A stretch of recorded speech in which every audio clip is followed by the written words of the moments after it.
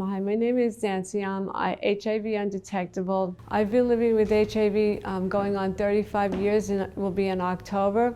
My health wasn't always so great, but now with the new medications that they have, I'm doing much better. I feel like I've been given a second chance.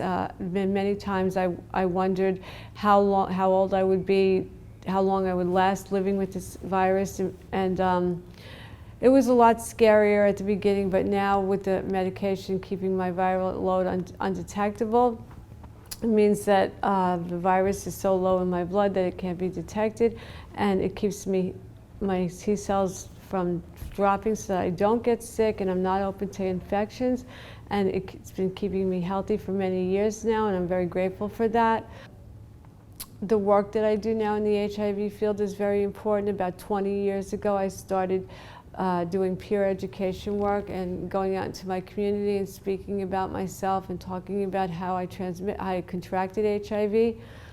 And it felt good to know that I was maybe preventing other people who were listening to me speak not get HIV, because they can understand that maybe they thought that they weren't at risk, but after they heard what I spoke about, that they would think maybe, well, I need to get tested because I did have unprotected sex with people that I don't know if they were HIV positive. And that's pretty much what happened to me. I did have unprotected sex with somebody back in 1985, and I did not know that this person was HIV positive, and I don't think this person knew either because the test hadn't even come out yet. I didn't think HIV was something that could happen to me because at that time there was no really, it was still considered a gay man's disease. I didn't think I was putting myself at risk, and I didn't get tested right away because I didn't think I needed to. So I kind of waited, and then I got really sick, and I had to be put in the hospital because I had AIDS-related pneumonia. I didn't think I was going to make that. I almost died from it, and it was a hard time. My son was only 10 years old when I found out. I didn't tell him right away because I didn't want to traumatize him. He ended up finding out a couple of years later, and it was very hard. You know, when you have HIV, it doesn't just affect you, it affects people who love you. I feel like HIV was, my diagnosis was very hard on my mom, who was my greatest support. She was always there for me. Before she passed away 20 years ago, she was always there for me. She was very, she had a very positive outlook.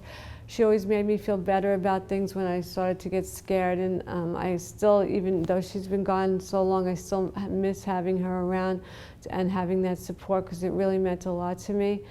My son is 39 years old now, and he's pretty much doesn't really like to talk about the HIV too much, but he knows that I'm doing well, and I think that relieves a lot of the trauma that he experienced in the past. I continue my HIV work because it's needed. A lot of people think HIV is something that has gone away. I even had a woman ask me once, is that really still a thing? And then I told her, about myself, and that there are still many people who are living with HIV and aging with HIV who have had it a really long time and are experiencing new problems. And there are still many people that are out there that are still contracting HIV, even though we know now how people get it.